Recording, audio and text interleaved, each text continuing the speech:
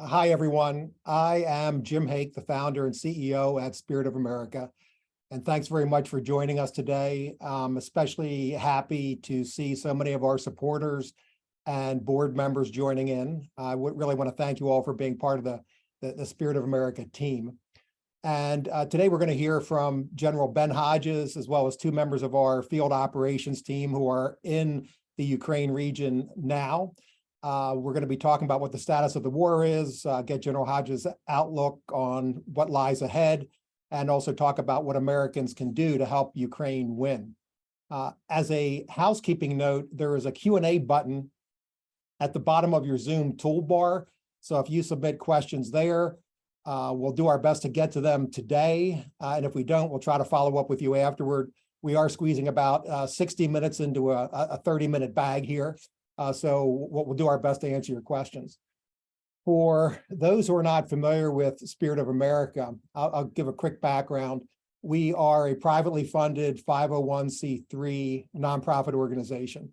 And everything you're going to be hearing us talk about, what we've done today, is all with the support of citizens across America. I started Spirit of America after the attacks of 9/11 because I wanted to stand up for what America stands for, the values, the freedoms, and democracy that we represent. And you can think of this as patriotism without politics. So our mission today is to engage citizens, like all of us on this call, in preserving the promise of a free and better life. And we do this in a very unique way. We work alongside U.S. troops and diplomats all over the world to help them save and improve lives, to help them defend freedom and democracy, and to help them show the world that the United States is a friend of those who seek a better life. And the way we do that is we get needs identified by U.S. troops and diplomats.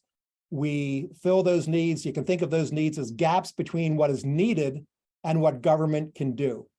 And we're the only nonprofit that has an agreement with the U.S. Department of Defense that allows the military to collaborate with us in a very unique way. And we've been helping Ukraine defend itself against Russian aggression since 2014. We have significantly scaled up our assistance since the large-scale invasion of Ukraine by Russia last February. And how we look at Ukraine, and we understand what's at stake. We see Ukraine as the front lines of the fight to defend the free world, the fight to defend freedom and democracy. And we understand that the outcome of the war in Ukraine is going to have consequences for generations. So our effort is to help Ukraine win so that those consequences empower freedom in the world versus embolden authoritarianism. To give us a look into the current status of the war in Ukraine and his outlook, I want to welcome General Ben Hodges. I first met General Hodges when he was the commander of the U.S. Army in Europe, responsible for all U.S. Army personnel on the continent of Europe. And he has since become, in his retirement, among other things, an advisor to Spirit of America. And we're deeply grateful for his involvement in the organization and for him joining us today. General Hodges, over to you on your take on where we are and what lies ahead. Jim, thank you. And I am very proud to be a part of your board because I saw firsthand what Spirit of America could do, both in Moldova and Ukraine and Georgia, Romania, other places where your team was out filling those gaps exactly as you said, doing things that Department of Defense or Department of State couldn't or wouldn't do. So that the non-lethal aid that you have been providing has huge impact, and it really has taken off over the past year. Which brings me to my first point. We know from history that war is a test of will, and it's a test of logistics.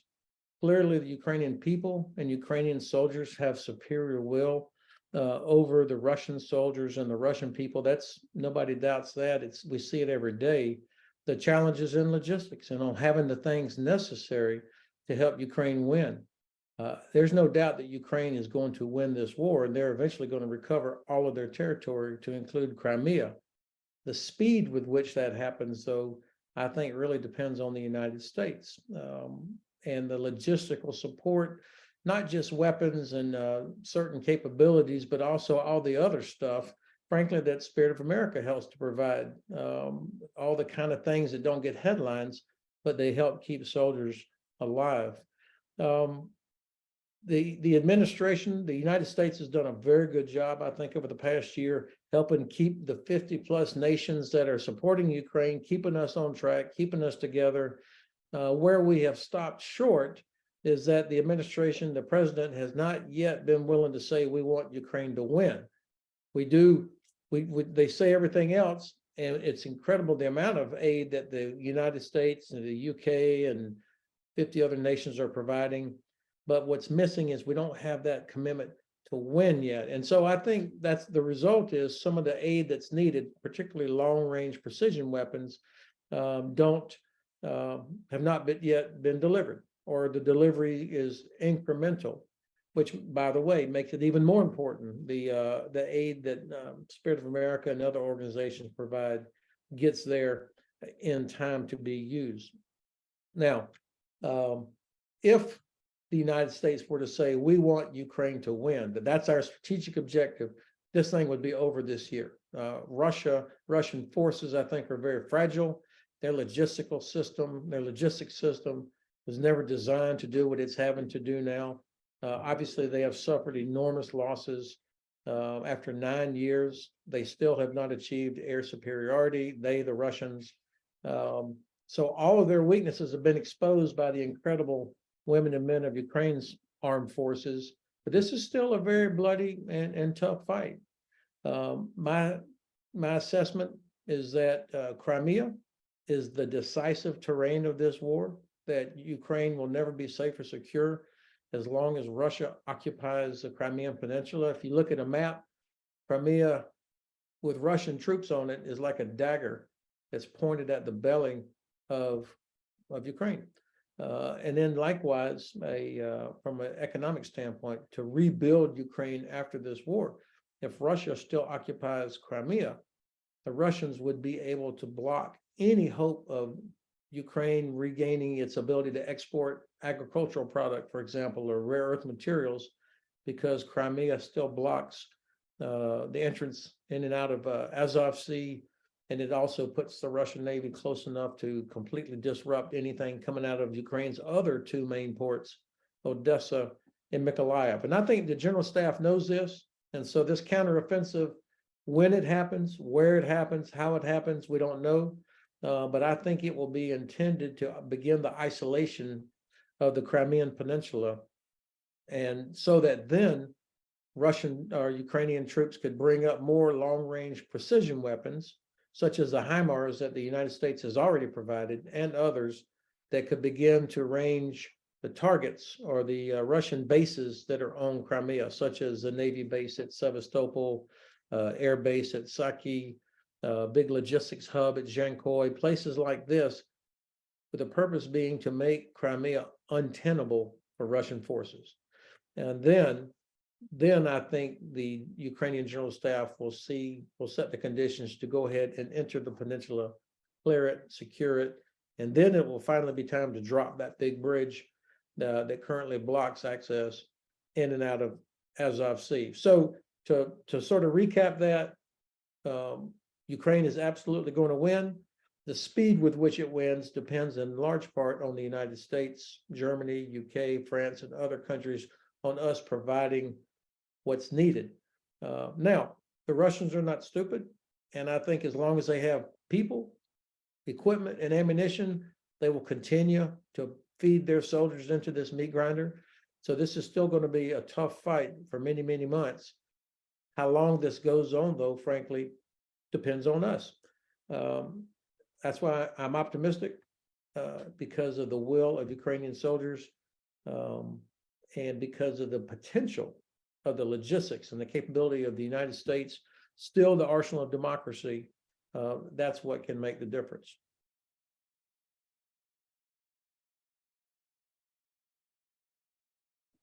Thank you, Ben. We're going to go to Matt Dimmick and Colleen Denny on our team in just a moment.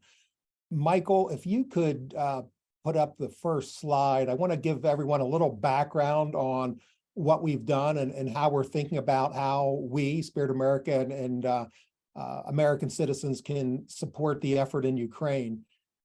To date, we provided hundreds of tons and over $30 million in assistance to help Ukraine win in the form of non-lethal military assistance. And the photograph that you all see here is of body armor, bulletproof vests. And this is from just about a year ago.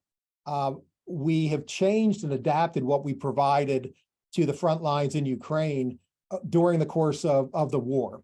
Early on, a lot of it was about ballistic helmets and body armor, bulletproof vests, like you see in this photograph.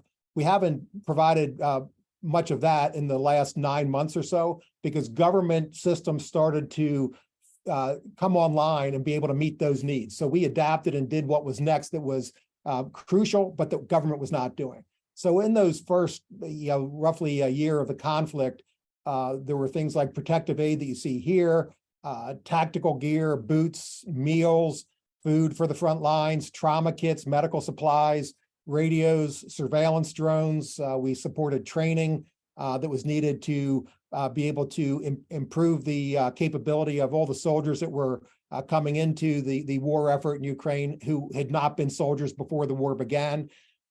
So this is an overview of what we've done to date. Next slide, please, Michael. And so over the last several months, what we have focused our team on, and what Matt and Colleen have been focused on, is what needs to be done, what can be done by private citizens to support the war in Ukraine and to help Ukraine win, and at what scale does it need to be done? And what are the items that are needed, and who are the units that are most important to support? So where we are right now, and this is what Matt and Colleen will be talking about, is really focusing on the most elite units in the Ukrainian military, those who can have an asymmetric impact, have an off-scale impact on the war effort in Ukraine, and again, focused on non-lethal assistance. All these needs that we're talking about, and Matt and Colleen will be talking about, are coming to us through our U.S. military partners. Michael, please take this one down, and we'll go over to Matt. So first up, Matt and Colleen, as I said, are in the Ukraine region. Matt is a retired Army colonel. And I say both Matt and Colleen are tremendous examples of the exceptional team members we have at Spirit of America. So they served the country in uniform, and now they're serving the country at Spirit of America. So Matt, a retired Army colonel, he's our regional program manager focused on Ukraine. Matt, over to you, please. Thanks, Jim, and apologies for the roughness of the connection here. We are in the region now, doing our business, so we pulled off to the side of the road so we can make this webinar. We are working our way around to see several of the U.S. forces that we're in constant contact with. So we're going to be seeing several of our specialized U.S. Teams who are working directly with some very specialized Ukrainian teams, and really have their finger on the pulse of what the Ukrainians need now, what they need in the upcoming months. And we've gotten some very good feedback and input from those folks who are in direct contact with the warfighters, who are giving us some very specific needs identified that are going to fill some critical gaps. So I think the time here is well spent, and we built up quite a bit of trust with these teams over the course of the last year. We're on, in many cases, sometimes the third team that's rotated through, and we're a trusted partner. And we're in the room talking about some of these things, and which are not shared with other organizations outside the U.S. military. So that's been extremely valuable for us, having that trust and confidence and the ability to tap into exactly what our U.S. colleagues are seeing, and get the very granular detail about what's most needed now, and what'll have the highest impact. And we're working that into our list of things that need to be purchased, need to be supplied, that gets us to that targeted and tailored model that we really try to pursue. And these meetings are hypercritical, and we're going to learn a lot in the next couple of days while we're making our rounds to U.S. units that are on the periphery of Ukraine. And then we're going to do some business in Ukraine as well when we get in there in a couple of days. And I'll let Colleen speak to that. Thank you, Matt. So like Matt said, once we're inside Ukraine, we are in a constant phases of project exploration, and then also checking on existing projects and making sure that we're meeting our key milestones and hitting our metrics and targets, and having the impact that we assess the projects would have with our Ukrainian partners. So we're very excited. We have two major projects, one that is launching and one that is mid-stride that we'll be working with our Territorial Defense Force partners with and with the U.S. Embassy Kyiv in Ukraine. The first one is the Combat Showers Project, which these are towable trailers that have 2 to 4 laundry units and showers. And these can be towed by a standard pickup truck and towed to frontline locations. So many of these Territorial Defense Force units have been holding the front lines for months. They have not had access to hot water, running water, and any sort of shower or bathing facilities and laundry facilities. So Spirit of America was able to support the funding for the first 12 combat showers. So 6 that are large combat showers with capacity to help 100 soldiers a day, and 6 small combat showers which support 50 soldiers a day. And these showers are also, when they're not at frontline locations, they're towed to territories within Ukraine that were recently occupied by Russian forces or have been really hit by the electrical and power cuts that the country experienced through the winter, so that civilians are able to have access to hot water and a shower and laundry facilities if the troops aren't using it. So we're very happy to be seeing our first combat showers are rolling off the product line as we speak, and will be sent to the frontline units over the next few days. A second major project that we are checking in on is it's called the Tachka na Trokachku project, which was also in support of the Territorial Defense Force. For about $4,000, we can bring an old military truck back to life. Instead of buying a new one for $60,000 to $100,000, by doing a minor investment, the TDF hired local mechanics, used local parts, and were able to, on average, within about 3 weeks and $4,000, bring a 4x4 or 6x6 truck, heavy equipment back to life. So we are checking in on a milestone. Spirit of America has so far supported over 100 trucks being brought back to life and being put in service for the Territorial Defense Force. And we'll also be doing continuous project exploration. Like Matt said, many of these conversations are very sensitive and can be only held face to face. So having these meetings and being in the room together with both the U.S. Military members as well as our Ukrainian partners is crucial to maintaining the operational security of some of the things that they're working on, and also builds that trusted relationship that Spirit of America is so uniquely positioned to have. So with that, I'll pause and pass back to you, Jim. Thank you, Colleen. Michael, could you put up the next slide, please? So what we're working on and what we're doing is providing non-lethal assistance at scale to elite Ukrainian units.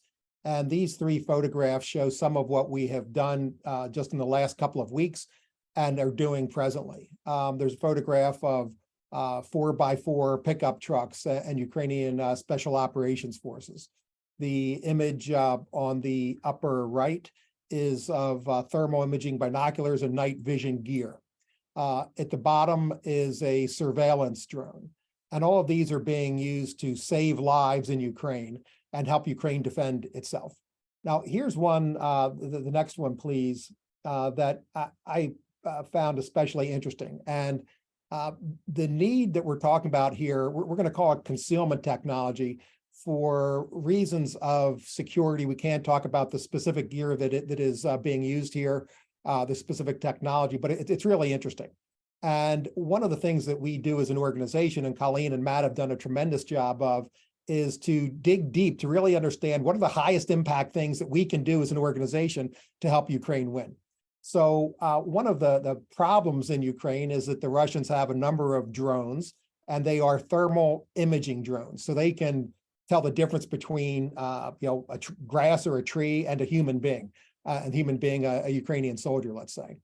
So those thermal imaging drones produce images like this one. These were produced by friendly drones as part of a test of equipment, test of technology. So the image on the left-hand side here is where a thermal imaging drone picked up the signature, the body heat of a Ukrainian soldier. And so this is the special operations soldier without the use of concealment technology, which we are providing at a pretty significant scale into Ukraine, both now and in the coming months. The image on the left is the same soldier, however, with the use of the concealment technology. And you can see that there is no signature of that Ukrainian soldier. And it's a really powerful example of a very specialized need that Colleen and Matt heard about only through our relationship with elite units on the US side, who themselves were in touch with the elite units on the Ukrainian side, who were working in many cases behind Russian lines. So we're going to get to, we have a couple of questions that have already come through. Again, if you have questions, we have another about 10 minutes here. I'm going to go to the first one, but use the Q&A toolbar, or Q&A button at the bottom of your toolbar if you do have a question, please. So the first one I am going to direct is to General Hodges.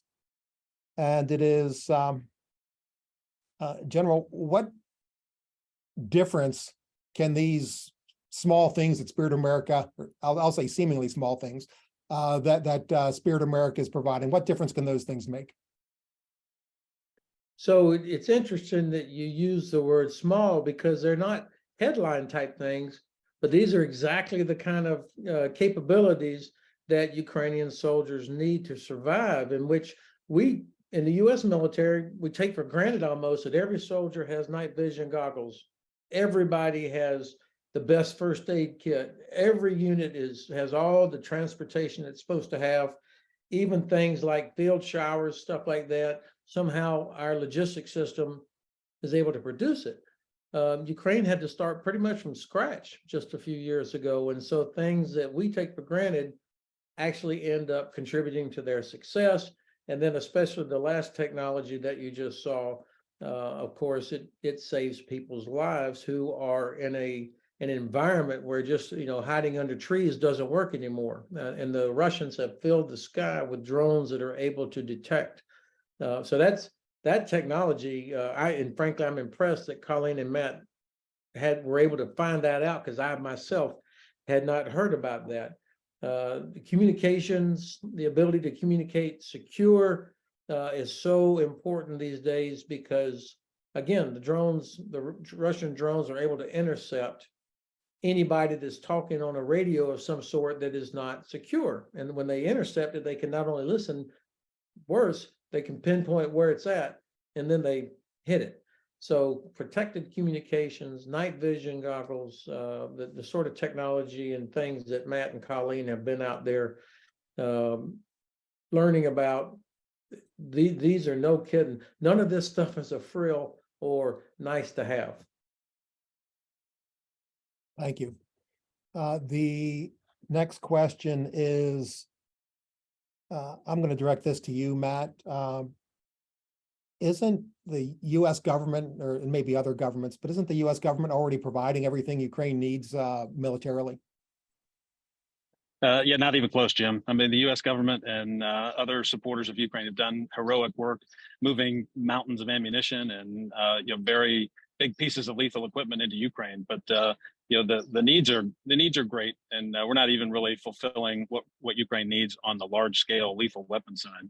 And it's certainly when we get down to the very useful small non-lethal pieces of equipment that really unleash the power of smaller units, and especially specialized units.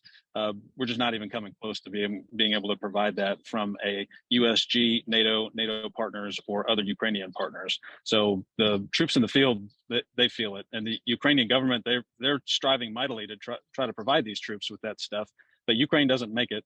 The United States doesn't have it on the shelves to pull down from presidential drawdown authority and send it their way. So it's a constant struggle to try to find this stuff and get it into the hands of the specialized warfighters. And that's where we can really have a huge impact, because with the resources, we can find the stuff, we can get it quickly. And with our with our connections, we can get it quickly into the hands of the folks who need it. And the U.S. government is just not nimble, adroit enough, or really structured to provide that kind of equipment at that level of fidelity. That's great. Thank you, Matt. And I'll add one thing, which is an overall framing. It's a really good question. The way to think about it, I think everyone is familiar that there are gaps in public education and a role for private philanthropy, and there are gaps in public health and a role for private philanthropy.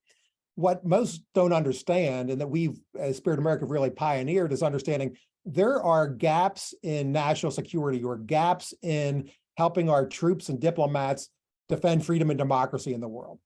And those are the gaps that we fill. And we always make sure that what we're looking at providing or what we are providing can't be done by someone else, because we only want to fill those gaps that actually exist.